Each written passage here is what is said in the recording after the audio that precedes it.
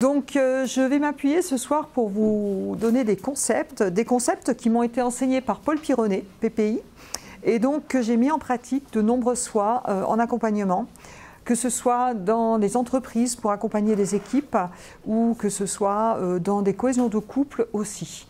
Je vais vous expliquer quelques grands principes en 1 heure, bien entendu, ce n'est pas une formation, c'est vraiment de l'information et pour comprendre certains principes issus de la PNL. Je suis donc enseignante en PNL, je dirige l'école Réactive à Chavano et donc j'enseigne la PNL, j'enseigne l'hypnose aussi et d'autres choses et j'interviens donc dans mon école bien sûr, mais aussi en entreprise et aussi en cabinet. Donc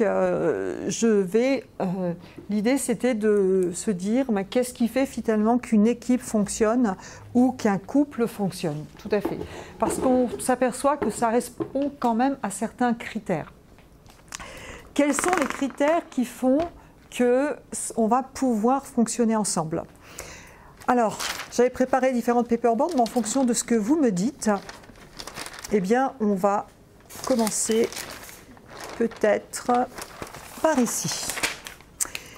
Et je vais commencer donc par un schéma qui va vous parler. Je vais vous parler d'abord du couple, vous verrez que c'est exactement la même chose en entreprise. Parce que les deux, de toute façon, et d'ailleurs, un couple fonctionne quelque part comme une entreprise. On fonctionne à deux. Et d'ailleurs, quand je dis un couple, ça peut être un couple homme-femme amoureux, mais ça peut être un couple d'associés en entreprise. Ça peut être un couple à un autre niveau. Donc, qu'est-ce qui fait finalement comment on va fonctionner ensemble? Et il y a déjà un schéma qui, je pense, va beaucoup vous parler. En tout cas, moi, ça m'a beaucoup parlé quand je l'ai appris, ce schéma. C'est ce schéma, je l'appellerais plutôt la roue des temps ou la roue des saisons. On va avoir un alignement sur les comportements. Parfois, je suis dans des comportements plutôt positifs et parfois, je suis dans des comportements qui sont plutôt, on va dire, négatifs. On va employer ce terme. Et dans des sentiments, ici, j'ai la ligne des sentiments. Et ce qui se passe au niveau des sentiments, c'est que parfois, j'ai un sentiment positif et ce sentiment positif, c'est surtout quand je suis en lien avec mes valeurs et mes besoins. Pour ceux qui ont fait la PNL chez moi, on a vu ensemble qu'une émotion, un état interne est là pour m'aiguiller, pour me dire « Ok, tes valeurs et tes besoins sont satisfaits et là, je vais ressentir plutôt des sentiments du type joie, satisfaction. » Ou alors, parfois, mes valeurs et mes critères ne sont pas satisfaits et là, je vais ressentir ou de la colère, ou de la tristesse, ou de la peur. Vous êtes OK avec ça? Alors, je vais me permettre du coup de faire un petit allé sur les émotions parce que certains d'entre vous connaissent, allez-y, je vous en prie, bonjour, parce qu'ils sont venus en formation. Mais globalement, les états internes vont être vraiment un indicateur important pour savoir si mes valeurs et mes besoins sont satisfaits. OK? Ça, c'est quelque chose qui est tiré de l'analyse transactionnelle. Je vais faire très simple. Vous allez voir, c'est très important de se connecter à son ressenti. Les émotions ne sont pas positives ou négatives, elles sont toutes positives puisqu'elles sont toutes utiles. Par contre, elles peuvent être agréables ou désagréables. Vous êtes OK?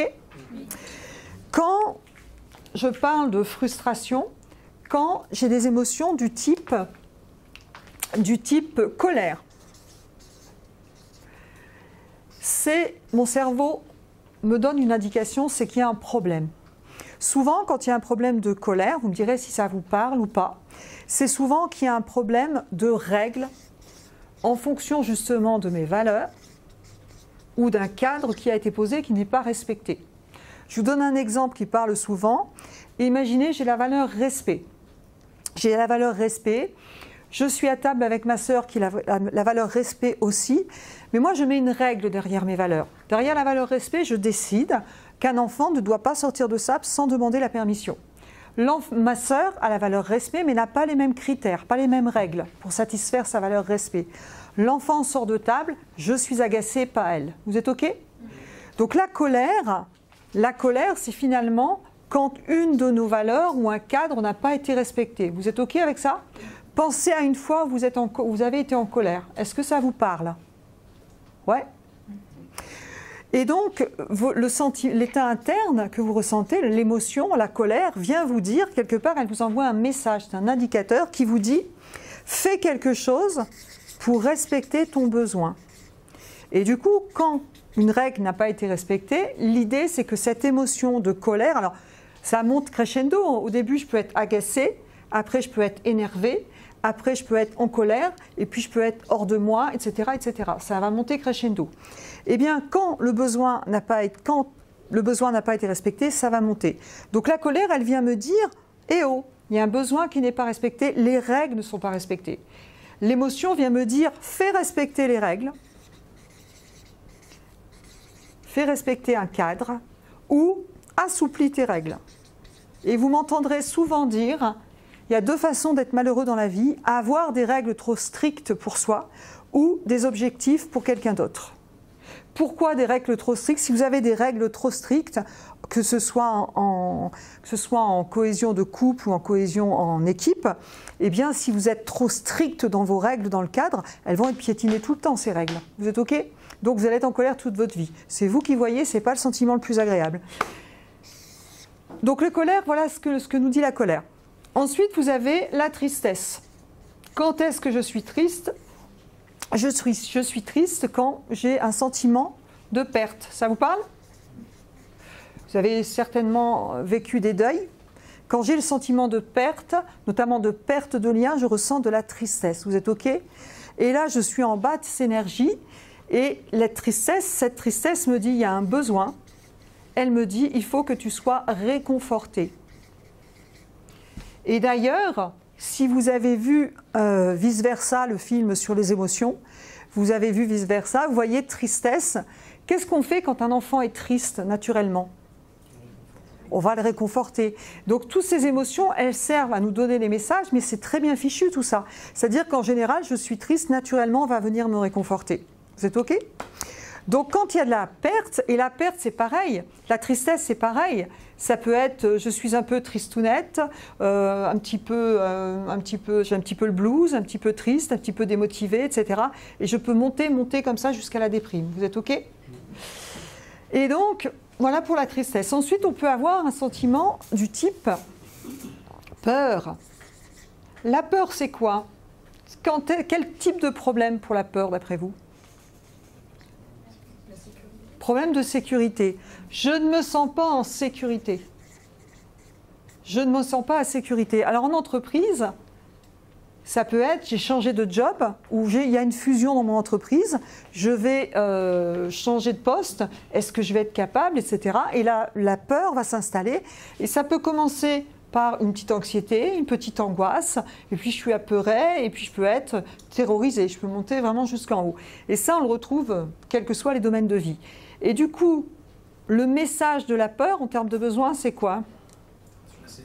C'est d'être rassuré. Donc, quand vous ressentez de la peur, ou quand quelqu'un autour de vous ressent de la peur, la question à vous poser, c'est qu'est-ce qu'il faut pour me rassurer? Ou de quoi a besoin cette personne, la personne que je manage, pour être rassurée? Si c'est en entreprise, ça peut être, s'il y a une fusion, s'il y a un changement, on va t'accompagner, il y aura un tuteur, la formation va se faire progressivement. Enfin, vous voyez, il faut vraiment comprendre ce qui se passe chez les gens pour pouvoir les accompagner. Et ce qui se passe chez soi. Et c'est la même chose avec les enfants, hein. Sauf que les enfants, en plus, leur système limbique n'est pas terminé. Donc, ça va être amplifié. Et puis, quand tout va bien, eh bien, je vais être plutôt dans la joie. Et là, c'est quand mes besoins et mes valeurs sont satisfaits. Et du coup, il y a un besoin aussi. C'est quoi le besoin quand je suis dans la joie? Partager, absolument. Partager, célébrer. Je fais un détour par l'explication des états internes de façon très succincte, parce que je pense que c'est important de faire des liens, puisque que l'on soit en couple, que l'on soit en entreprise, que ce soit dans du développement professionnel ou personnel, nous restons des êtres humains avec des émotions. Est-ce que vous êtes tous d'accord avec ça? Et la prise en compte de l'être humain et de ses émotions, ça va être quelque chose d'essentiel.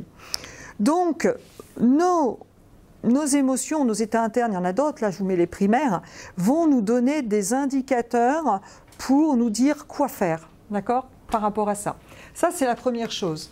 Et parfois, dans la vie, donc, on vit des frustrations, et parfois, quand on est plutôt bien, plutôt dans la joie, plutôt dans la satisfaction, c'est souvent que mes valeurs sont respectées. Vous êtes OK? Les valeurs, ça correspond à qu'est-ce qui est important pour moi.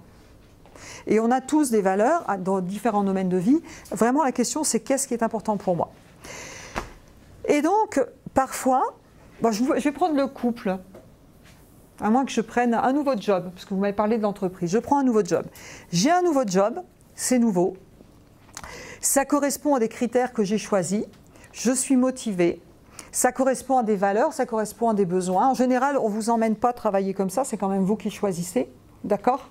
Même si on peut prendre un job qui n'est pas forcément le job idéal de ma vie pour des raisons financières, par exemple, eh bien, c'est quand même, ça répond quand même à des besoins. Est-ce que vous êtes tous d'accord avec ça? Eh bien, au départ, quand je commence un job, souvent, c'est nouveau, il y a du renouveau, ça correspond à mes valeurs, et du coup, et ça a du sens pour moi. Ça a du sens parce que quand je prends ce nouveau job, je le fais pour quelque chose. Et simplement, quand je fais quelque chose et que ça a du lien avec mes valeurs et que ça a du sens, je vais être motivée. Et là, on va dire que c'est un petit peu la période de l'été.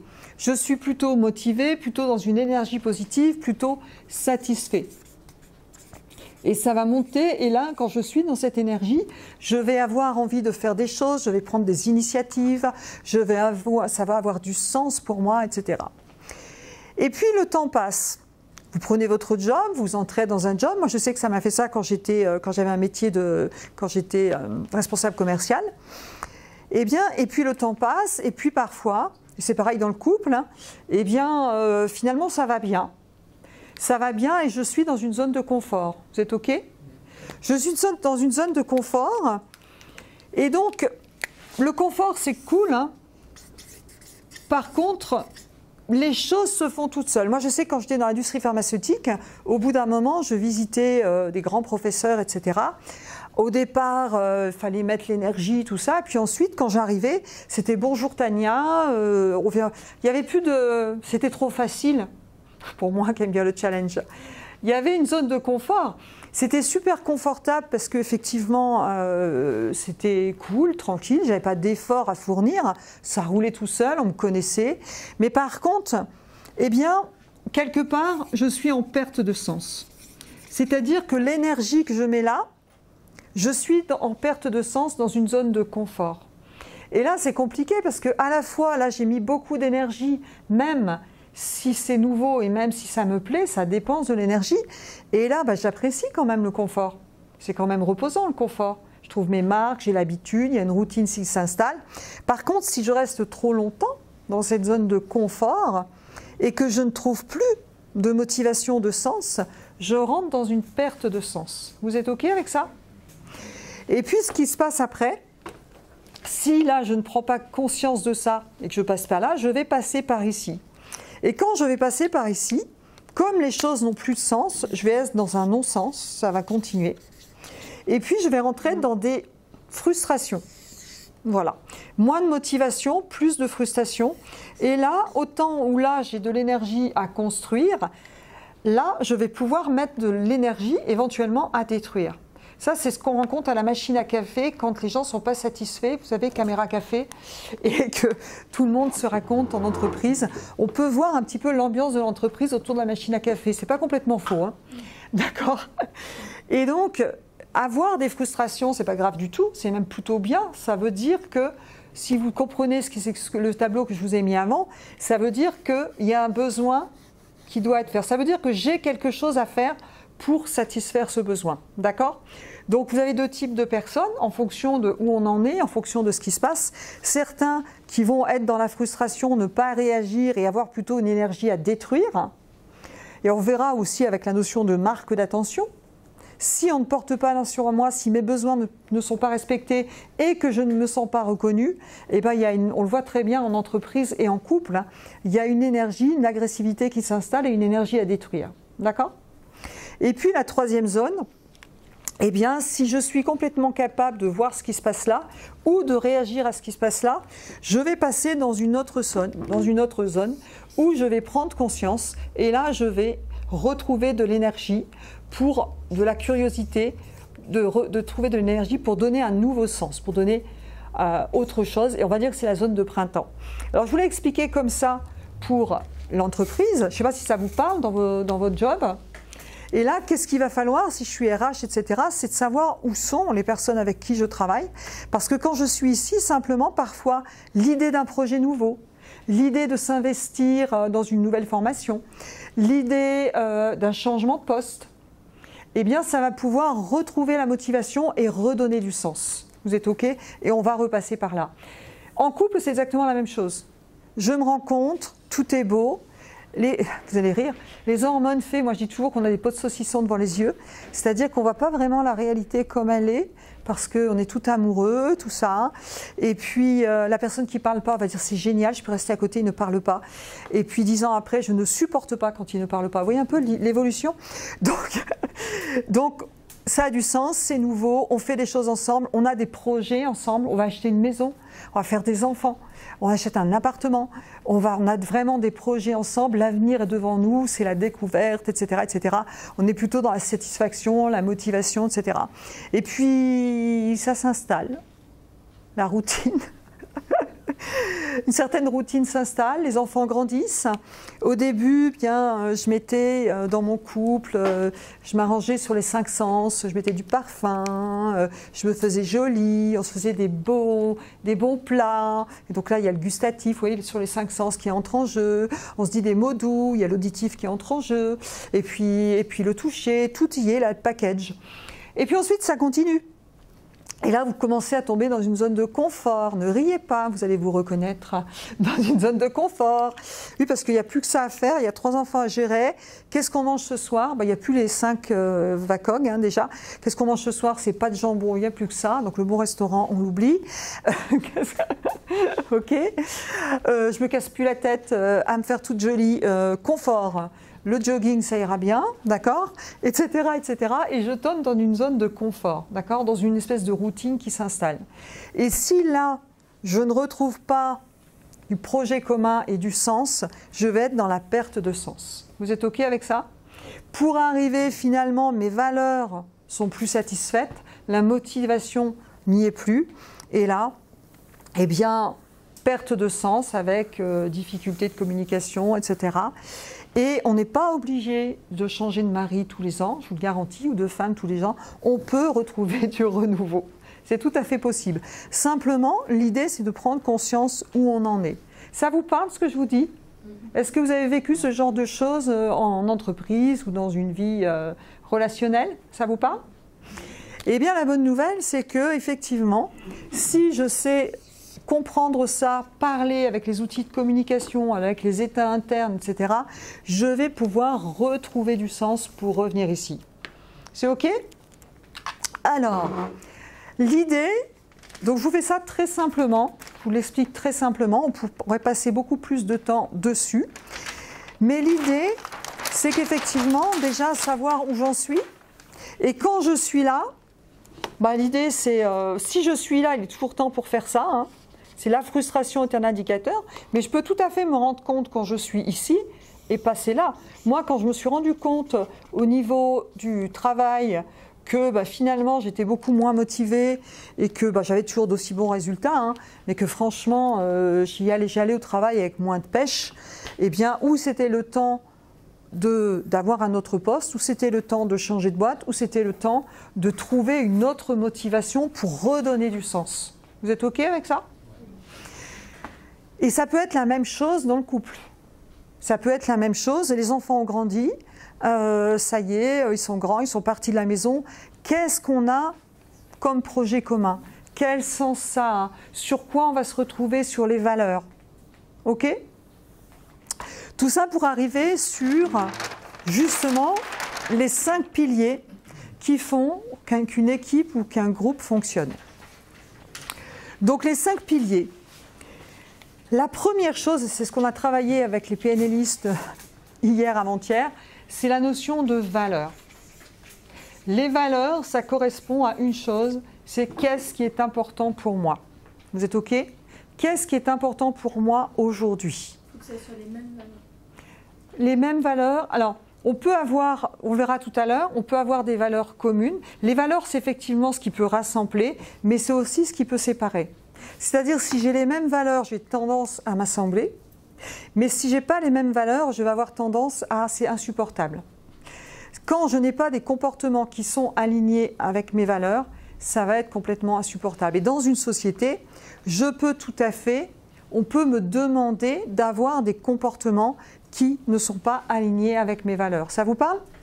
Si je suis par exemple RH, dans RH il y a quand même relations humaines aussi, et que je viens parce que j'ai envie d'échanger avec les personnes, etc.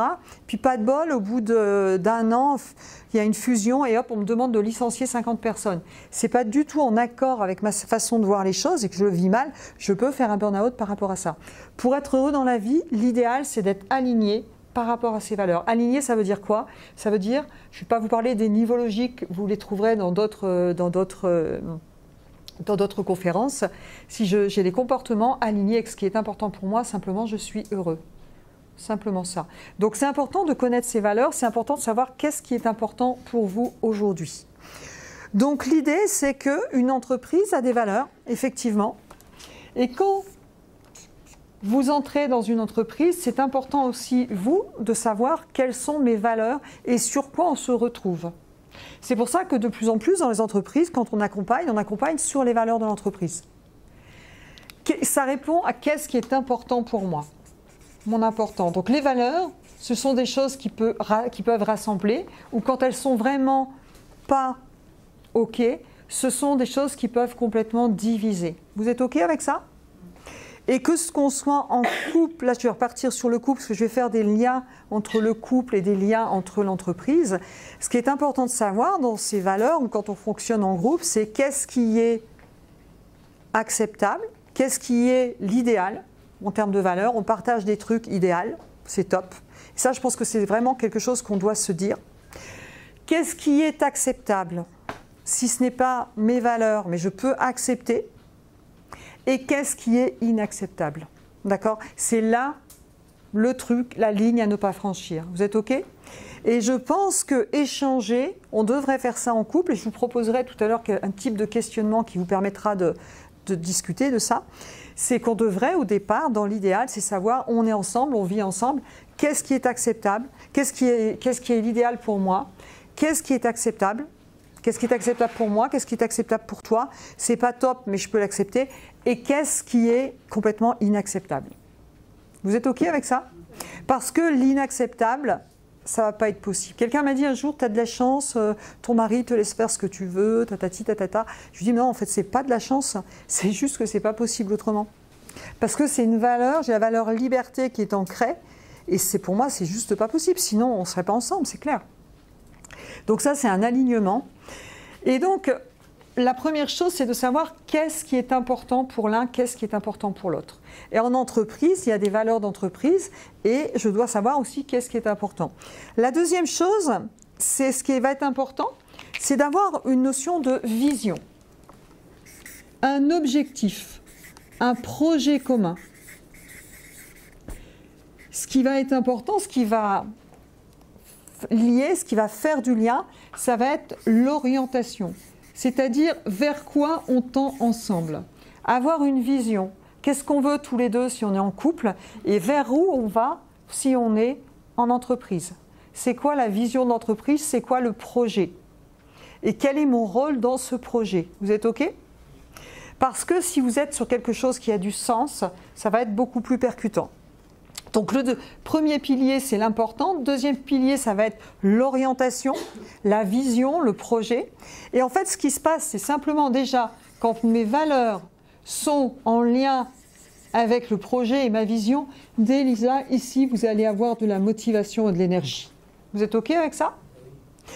Et puis, ce n'est pas suffisant. Parce qu'il y a qu'est-ce qui est important pour moi, vers quoi je veux tendre, quel est notre projet commun, quel est le projet d'entreprise ou quel est le projet de couple. Et ensuite, eh bien, il va quand même falloir poser un cadre. Le cadre, c'est le cadre des règles. C'est aussi les moyens, comment je vais m'y prendre. Qu'est-ce que je vais faire concrètement en termes d'action et quelles règles je pose, quel cadre je pose pour arriver ici. Vous êtes OK avec ça ? Comment je vais m'y prendre, quels moyens, qu'est-ce que je vais mettre en place pour arriver ici. Je vous donnerai des exemples concrets après. Une fois que j'ai fait ça, valeurs, vision, règles, moyens, eh bien, ce qui va être important, et avant tout, c'est l'être humain. Et l'être humain, eh bien, ce qui va être important, c'est d'aller chercher des ressources, c'est de savoir communiquer, c'est comment je me parle à moi-même et comment je parle avec les autres, puisqu'on vit dans un environnement. Et puis, ça va être l'écoute, et notamment l'écoute des états internes et l'écoute de l'émotionnel.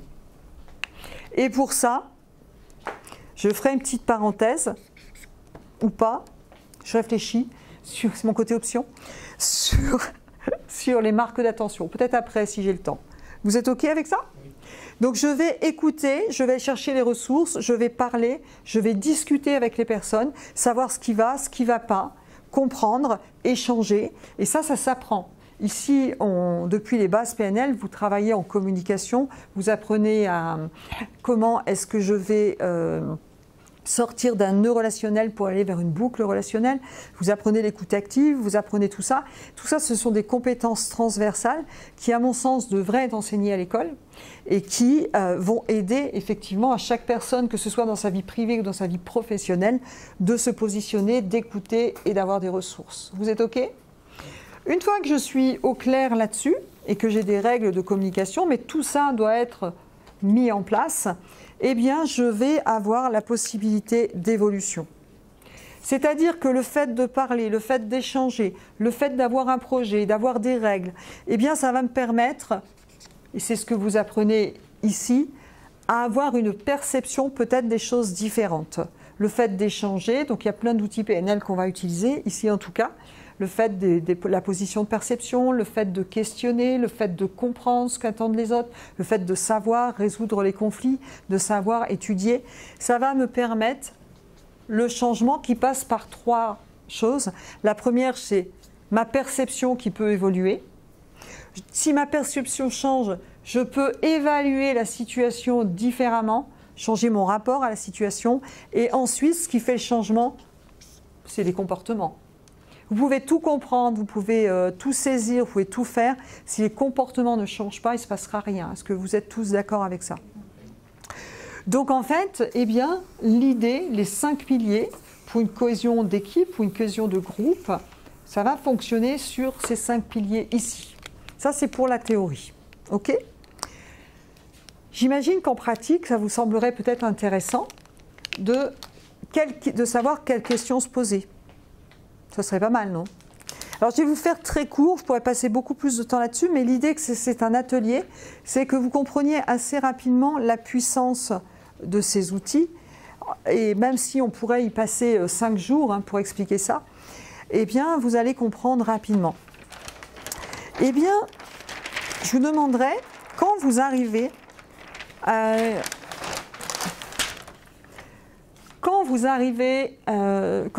certains sont intéressés par la cohésion de couple, d'autres sont intéressés plutôt par la cohésion d'entreprise. De toute façon, les mêmes questions vont se poser. La première question qu'on va se poser, c'est en termes de valeur. C'est la valeur passée. Pour un couple, je vais me poser la question, qu'est-ce que j'ai apprécié chez toi? Qu'est-ce qui fait qu'on s'est rencontrés? Qu'est-ce qui fait que ça a matché? Vous êtes OK? Et l'idée, vous voyez, quand je fais ça déjà, par rapport à ce schéma-là, je vais me reconnecter ici. Parce que je suis arrivée ici et j'ai oublié ça. J'ai oublié, je suis dans le train-train, je gère 3 enfants, j'ai mon job, j'ai mon truc. J'ai oublié qu'est-ce qui fait que j'ai matché avec cette personne. Et bien en entreprise, c'est un petit peu pareil. Parfois, je suis venue, personne ne m'a attachée comme ça pour aller en entreprise, mais j'ai oublié. Qu'est-ce qui fait que j'ai choisi cette entreprise? Qu'est-ce qui fait que je bosse là? Qu'est-ce qui fait que j'ai choisi cette personne? Qu'est-ce qui était important pour moi? À quelle valeur ça correspondait? Vous êtes OK? Ensuite, une question que vous pouvez vous poser, c'est qu'est-ce que j'apprécie maintenant? On va être plutôt dans les valeurs présentes. Qu'est-ce que j'apprécie dans ce qui se passe maintenant? Pourquoi c'est important de se poser la question? Parce que quand on est dans un état interne différent ou dans des frustrations, souvent, là je fais une généralisation, on a tendance à voir que ce qui ne va pas. Vous êtes OK? D'ailleurs, que ce qui ne va pas, on ne va même pas poser la question parce que ça va venir tout seul. D'accord? Donc la question c'est, qu'est-ce qui va bien maintenant? Qu'est-ce qui fait qu'il y a des choses, même si tout ne fonctionne pas parfaitement, Qu'est-ce que j'apprécie chez mon conjoint? Qu'est-ce que j'apprécie chez mon collaborateur? Qu'est-ce que j'apprécie dans cette entreprise? Vous êtes OK? Et puis, on va aller sur des valeurs futures. C'est qu'est-ce qu'il faudrait qu'il se passe pour que ça se passe bien maintenant? De quoi j'ai besoin maintenant pour qu'on continue à bien fonctionner ensemble en termes de valeurs? Vous êtes OK avec ça?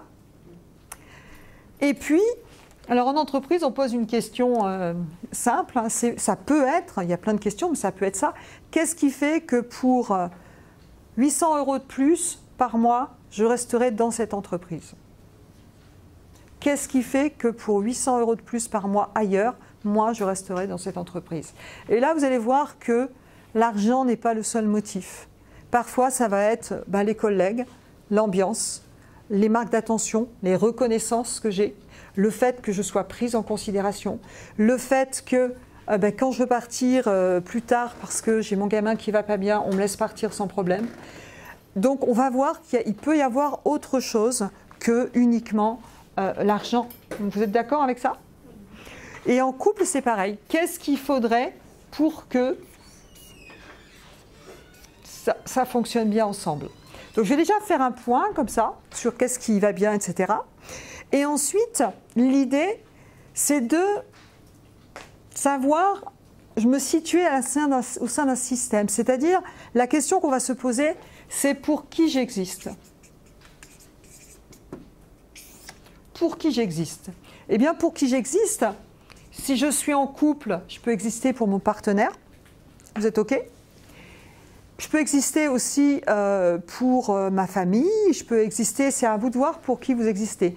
Si on travaille dans une entreprise, on va faire réfléchir les personnes pour qui ils existent. Si je suis le service, par exemple, commercial, peut-être que j'existe pour le service, pour la prod, peut-être que j'existe pour le codir, j'existe pour le RH, j'existe pour différents services. Vous êtes OK?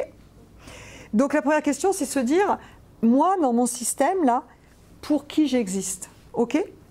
Si je suis en couple, peut-être que j'existe aussi pour mes enfants. Vous êtes OK? Après, il va falloir savoir sur quoi on travaille. Une fois que j'ai listé pour qui j'existe, sans pas forcément travailler sur tout, on va faire ce qu'on appelle une position de perception que l'on fait en PNL, c'est de se dire, imaginez si je suis en couple, si j'étais à la place, en ce qui me concerne, de mon mari, qu'est-ce que j'attendrais de Tania?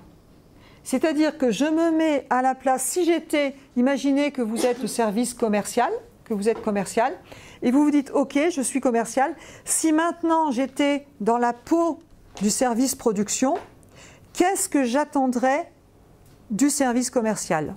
Vous êtes OK avec ça? Et donc, je vais avoir une idée, je vais lister les attentes. Ce que je pense que l'autre attend de moi. Je vous encourage à faire ça en couple, c'est très intéressant. Qu'est-ce que je pense que l'autre attend de moi en tant qu'épouse? Qu'est-ce que je pense que l'autre attend de moi en tant que maman? Qu'est-ce que je pense que l'autre attend de moi en tant que marketing et commercial? Qu'est-ce que je pense que l'autre attend de moi en tant que comptable? Vous voyez un petit peu? Et puis on va inverser comme ça. Les autres équipes vont dire, moi la prod, qu'est-ce que j'attends du service commercial? Et bien pour ça, je suis d'accord, ça c'est vrai, mais en plus il y a ça, ou en moins ça finalement non. On va réajuster, vous savez, on va parler. Ça non, tu crois que c'est important, mais en fait pour moi c'est pas tellement important. Par contre ça tu l'as pas dit, ça c'est vraiment très important. Communiquer. Vous êtes OK? Ça on peut le faire en cohésion de famille, hein. Discuter avec vos enfants, vous allez voir, c'est surprenant. Hein. Et donc finalement, je vais lister quelles sont les attentes de l'autre, quelles sont mes attentes par rapport à ça. Et on va faire comme ça des positions de perception, n'est-ce pas, pour lister. Et je pense que ça devrait être fait avant de se marier, vous ne croyez pas? Et donc, une fois que j'ai ça, eh bien... Je pourrais tout à fait, là, aller sur les valeurs. Hein. Je pourrais ici mettre qu'est-ce qui est acceptable, parce qu'il y a peut-être des choses qui ne le sont pas. Qu'est-ce qui est tolérable? Qu'est-ce qui est OK, super OK? Qu'est-ce qui est acceptable et qu'est-ce qui est inacceptable? La ligne rouge à ne pas franchir. Vous êtes OK? Ensuite, une fois que j'ai listé, eh bien, je vais me dire, OK, qu'est-ce que je fais déjà bien? C'est-à-dire, à quoi je réponds déjà bien par rapport aux attentes de l'autre. Vous êtes OK? De mon modèle du monde. OK? Et puis, je vais lister qu'est-ce que je fais. Alors, si je suis en équipe, on va répondre ensemble, à moi, équipe commerciale, donc on travaille en équipe, bien sûr, qu'est-ce qu'on pense faire déjà bien par rapport aux attentes du service production. Vous êtes OK? Et puis après, donc, qu'est-ce qu'on fait déjà bien? Pourquoi? Parce que les gens voient tout de suite qu'est-ce qui va mal. Hein. Donc, il faut vraiment pousser sur ce qui va bien. Et la deuxième question, c'est qu'est-ce que je peux améliorer? Qu'est-ce que je peux améliorer pour fonctionner encore mieux ensemble et pour encore mieux correspondre aux attentes des autres? Et alors, il ne faut pas rêver, il faut y aller doucement. C'est-à-dire qu'on va y aller doucement, on ne peut pas tout changer d'un coup. C'est quel premier petit pas? Et là, on va réfléchir en cohésion d'équipe, en animation d'équipe. Ça peut être exactement en animation de couple, pareil. Quel est le premier petit pas, étape par étape, que je peux faire pour aller vers plus d'entente, plus de cohésion, plus de responsabilité? Et une fois, donc on ne change pas tout comme ça d'un coup, c'est étape par étape. C'est la méthode Kaizen qu'on retrouve. Et ensuite, une fois que j'ai décidé quoi, eh bien, je vais décider comment. Et je vais aller jusqu'à un plan d'action. C'est-à-dire, je vais lister des étapes concrètes avec des objectifs PREM pour les PNListes, précis, responsables, écologiques, mesurables. Qu'est-ce que je vais mettre en action dans un délai timé, concret, facile, peu coûteux, voire pas coûteux, qui va me permettre de faire des premiers pas vers le changement. Vous êtes OK ? Et ensuite, bien entendu, je vais évaluer. C'est du coaching, vous êtes d'accord? Je vais évaluer. J'avais prévu de faire ça, ça, ça. Un mois après, je me dis, OK, ça, j'ai été capable de le faire, super. Ça, je ne l'ai pas fait. Qu'est-ce qui fait que je ne l'ai pas fait? Est-ce que l'objectif était trop élevé? Est-ce que finalement, je n'ai pas prêté assez d'attention, etc., etc.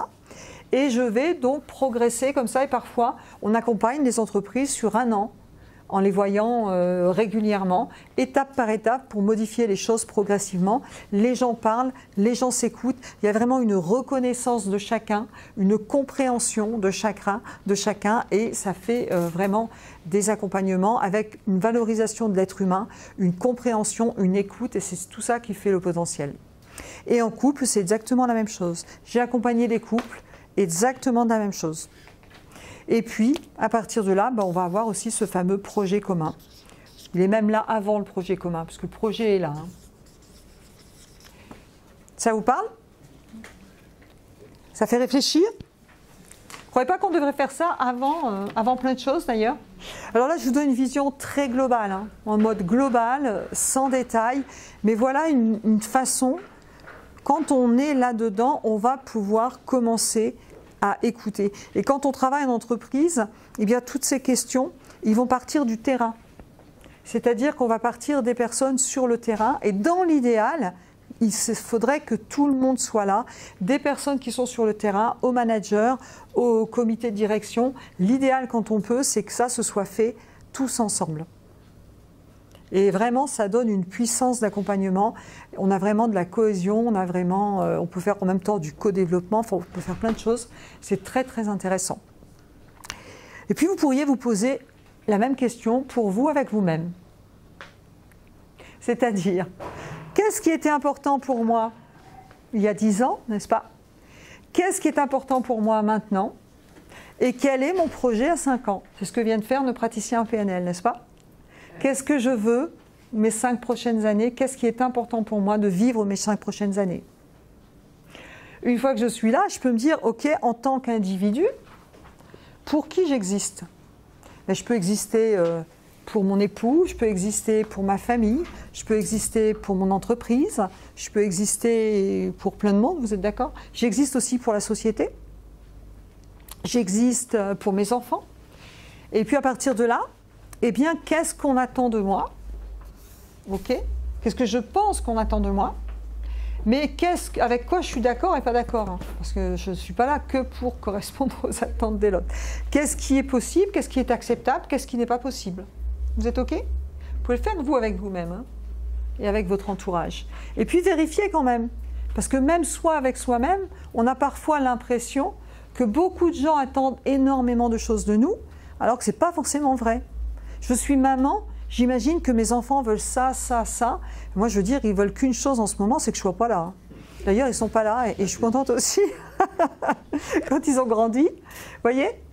Donc après, c'est la part des choses, mais ça permet vraiment de se comprendre. Et puis ensuite, par rapport à mon projet, par rapport à mes valeurs futures, je vais avoir un projet de vie. Et l'idée, c'est comment, en plan d'action, comment je vais faire pour évoluer mes 5 prochaines années. Qu'est-ce que je vais mettre en place, étape par étape? Stratégie. Vous êtes OK? Et puis, bien sûr, je vais évaluer au fur et à mesure comment j'avance par rapport à mon projet et rééquilibrer si c'est possible. Donc ça, c'est de la cohérence personnelle, c'est de la cohérence... c'est de la cohésion d'équipe aussi, cohésion de couple, on peut utiliser vraiment. Si vous voulez, Paul Pironnet a écrit un livre qui s'appelle Cohésion, tout simplement, que je vous recommande. Je ne sais pas si on peut encore le trouver. Je vous recommande son livre parce qu'il explique très bien tout ça. Et c'est vraiment d'une richesse et d'une simplicité. Moi, j'aime les choses qui sont simples et riches et ça me va très bien. Et donc, je vous recommande son livre. Et qu'en pensez-vous? Avez-vous des questions? C'est très bien, mais encore. Mais encore? C'est parfait. C'est parfait, mais c'est extraordinaire. Est-ce que ça vous parle? Est-ce que vous vous reconnaissez dans ces concepts, dans la notion de projet, dans ce fameux schéma-là, qui fait que parfois on va se retrouver ici? D'accord? Et quand vous êtes ici, qu'est-ce que vous en faites? On part. Alors on peut effectivement partir pour essayer de retrouver ça ailleurs. On peut aussi ne pas partir, réfléchir et en faire une force. Derrière une frustration, il y a toujours un joyau caché. Si vous êtes frustré, il faut vous dire « yes ». Mon cerveau m'envoie des messages, ça veut dire que j'ai un truc à faire pour réagir. Et parfois, effectivement, je suis d'accord, il faut partir, il faut changer. C'est intéressant. Et parfois, ce n'est pas nécessaire. Parce que si vous faites la même chose, vous allez imaginer en couple, si je fais ça à chaque fois, tous les 5 ans, je change. Alors au début, quand on est jeune, ça va, mais à mon âge, c'est plus possible. Je plaisante. Vous voyez ce que je veux dire? Et si on n'apprend pas à gérer ça et à savoir ce qui est bon ou pas, ben, on peut aussi reproduire après un certain nombre de choses. Qu'en pensez-vous? Est-ce que vous êtes enthousiaste ce soir à l'idée de rentrer chez vous et de dire « Alors chérie, qu'est-ce qui fait qu'on est ensemble maintenant ?»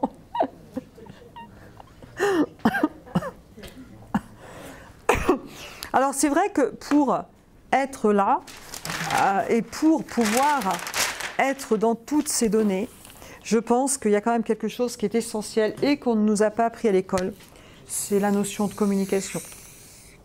Il y a déjà la notion de communication, exprimer mes besoins, parce qu'on a foi quand on est en communication non violente.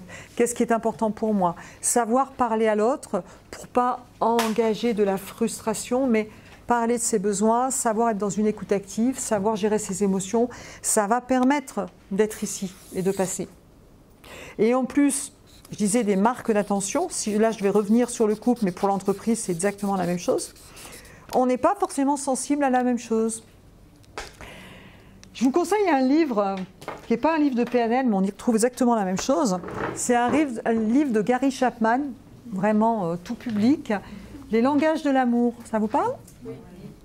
Alors, Les langages de l'amour de Gary Chapman, on va dire que pour ceux qui ne connaissent pas, alors ça parle du couple, mais c'est exactement la même chose en entreprise. C'est-à-dire qu'en termes de marque d'attention, on a tous besoin de marque d'attention, mais on n'est pas tous sensibles à la même chose. Vous êtes OK? Je vais partir sur le couple, puis après je passerai sur l'entreprise.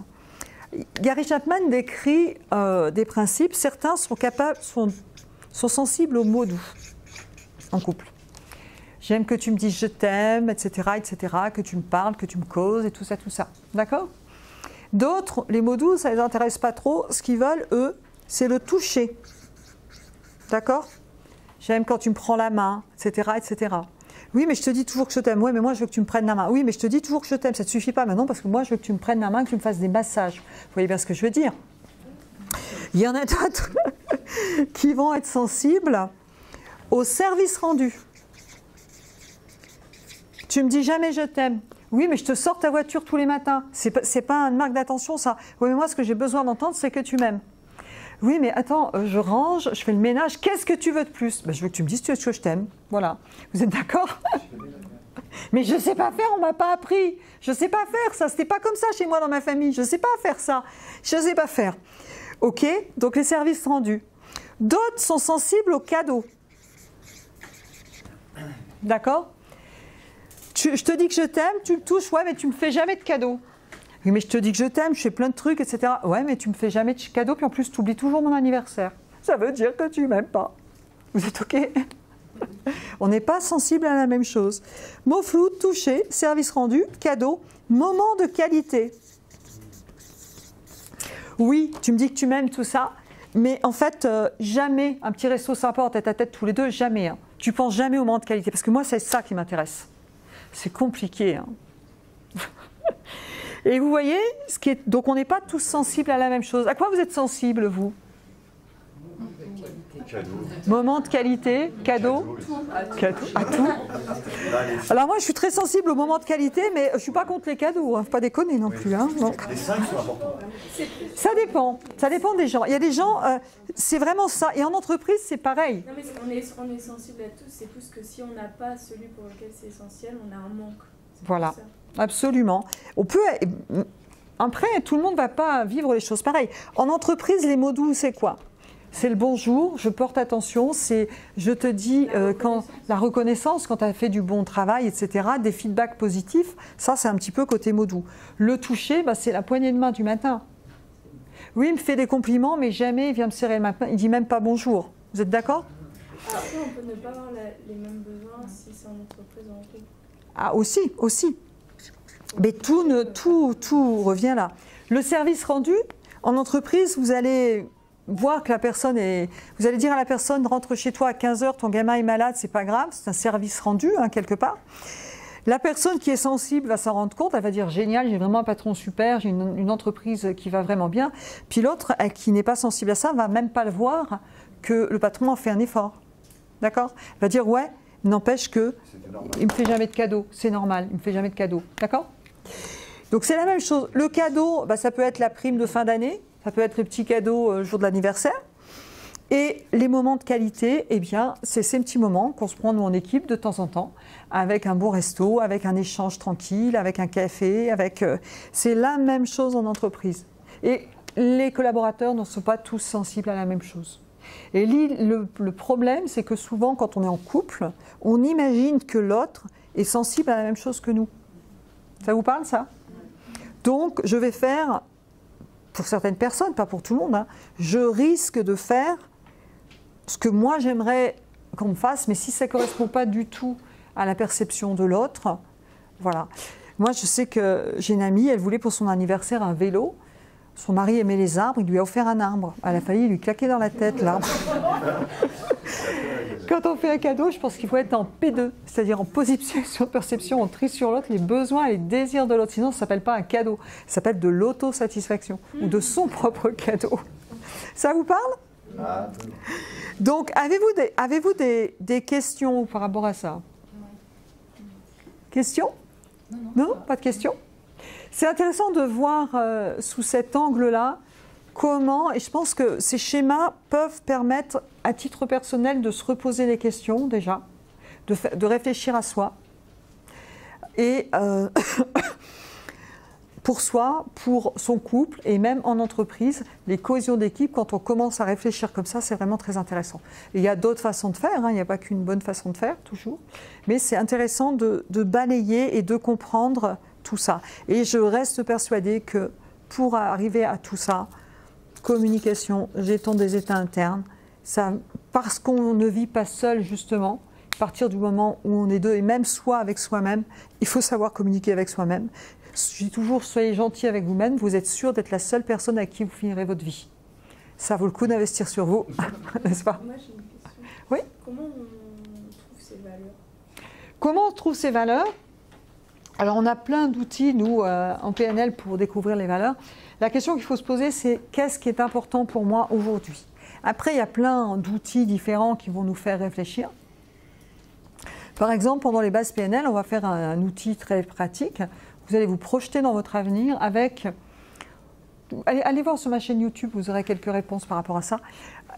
On va se projeter dans l'avenir en imaginant votre vie rêvée. D'accord? En imaginant, c'est complètement utopique, complètement onirique, mais je vais rêver ma vie dans 5 ans, dans 10 ans. Et si je faisais ça ici avec toutes les personnes qui sont là, à condition que vous vous laissez aller, que vous vous lâchiez vraiment, vous verrez que personne ici aura le même papier. Pourquoi? Parce que vous n'avez pas tous les mêmes valeurs. Parce que notre important n'est pas tous le même. Et à partir de là, quand on aura écrit ça, on va prendre ce schéma et on va essayer de rechercher par rapport à ce que j'ai écrit dans mon projet de vie, dans mon futur onirique, eh bien, à quelle valeur ça correspond? Qu'est-ce qui est important là-dedans? C'est une façon de faire très très simple. La valeur, ça répond qu'est-ce qui est important pour moi aujourd'hui. Et puis on a la notion de valeur, mais on a aussi la notion de hiérarchie des valeurs.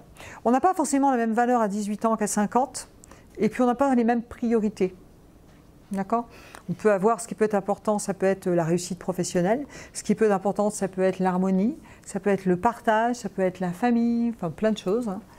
Le don, l'utilité, le fait de se sentir utile, la santé, bref. Ce qui est important aujourd'hui n'est pas forcément ce qui était important hier et ne sera pas forcément ce qui sera important demain, sauf qu'on a quand même des valeurs identitaires qui ne changeront pas, qui sont notre racine de racines et qui ne changera pas. Ça se travaille quand on fait tous ces cursus. Mais ce que je me demande, c'est s'il y a vraiment des incompatibilités de valeurs, parce que si on arrive à comprendre la valeur de l'autre, on peut quand même... Alors, c'est une très bonne question. Est-ce qu'il y a des incompatibilités de valeurs? Eh bien, c'est ce que je dis dans mon schéma. Qu'est-ce qui est... La personne peut avoir... On a des valeurs, on a des antivaleurs. Les antivaleurs, c'est ceux que je ne peux pas supporter. Ceux que je ne peux pas supporter, en général, il y a une antivaleur. C'est une antivaleur et derrière, il y a une valeur opposée. Si je suis avec quelqu'un qui a des valeurs que je ne peux pas supporter, ça va être difficile. Et puis, il y a l'inacceptable. Et puis, il y a le truc, c'est pas cool, mais je peux l'accepter. Et effectivement, je peux comprendre que d'autres personnes ont un modèle du monde différent, ont des valeurs différentes. Le truc, c'est tant que ça n'écrase pas mes valeurs et que je vis mes valeurs, je peux fonctionner ensemble, dans un certain cadre. Pardon ? Il faut être tolérant. On peut aussi être tolérant. Il y a juste une limite à ne pas dépasser. Il y a des choses, ça ne passera pas. Et donc, c'est important de se connaître. Moi, je dis toujours, pour être bien en couple, il faut d'abord être bien tout seul. Et bien se connaître. Parce que sinon, qu'est-ce qui se passe? On va mettre la responsabilité de notre bien-être sur son conjoint ou sa conjointe. C'est costaud d'avoir la responsabilité du bien-être de quelqu'un. Hein. Moi, j'en veux pas. Hein. Chacun. Donc, il faut d'abord se connaître. Je pense que c'est vraiment important pour être bien ensuite, que ce soit en couple ou que ce soit en entreprise. Hein. On apprend à se connaître par les expériences de vie, que ce soit dans le milieu professionnel, que ce soit dans le milieu personnel. Hein. C'est des choses qu'on devrait demander direct, ça, en fait. C'est des choses que vous devriez demander pour? Direct, que ce soit en entreprise ou en couple. Tout à fait. C'est un peu ce qu'on fait. Ça, hein. on s'en rencontre un peu tard et en fait... Ou pas. Vous pouvez vous en rendre compte tard ou vous pouvez, effectivement, lorsque vous faites un recrutement, que ce soit en entreprise ou en amour, quand vous faites votre casting, essayez de connaître déjà. Mais on ne voit pas direct, ça. Ah, on voit pas. C'est pas évident parce que la personne, en fait, dans le jeu de la séduction, quelque part, on cache aussi ce... Ah oui, le jeu de la séduction, c'est sûr qu'on ne se sort pas en jogging.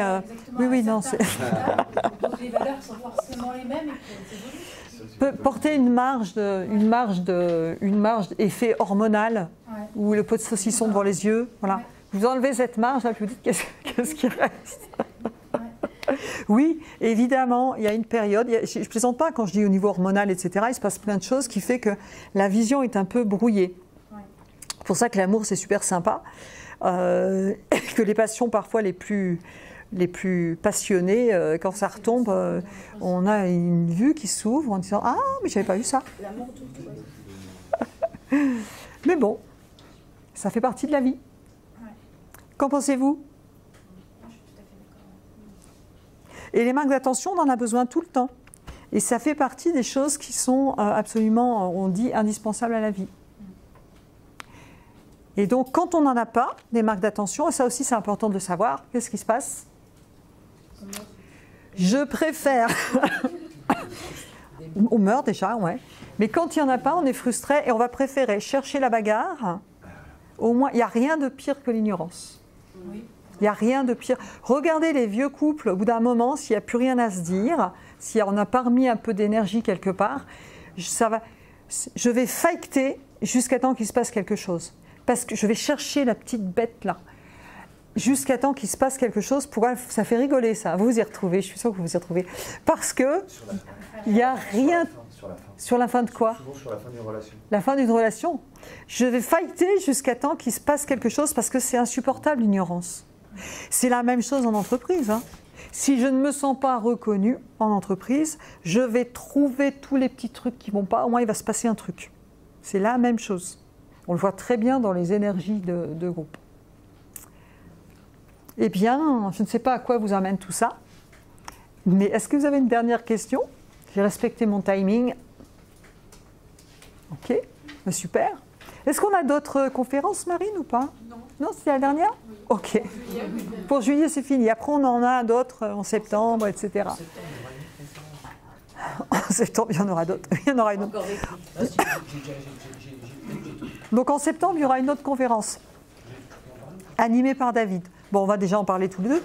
Mais animée par David, on va vous proposer effectivement une belle conférence au mois de septembre. Ça vous va? Très bien. Eh bien, j'espère que vous avez apprécié. En tout cas, c'est un plaisir de vous avoir ce soir. On va dire, on est aussi bien ici qu'au bord du lac, finalement. Il fait moins chaud. Quoi qu'il fait chaud quand même, là, non? Je vous remercie de votre attention. Merci à ceux qui nous ont suivis en ligne. Merci à vous.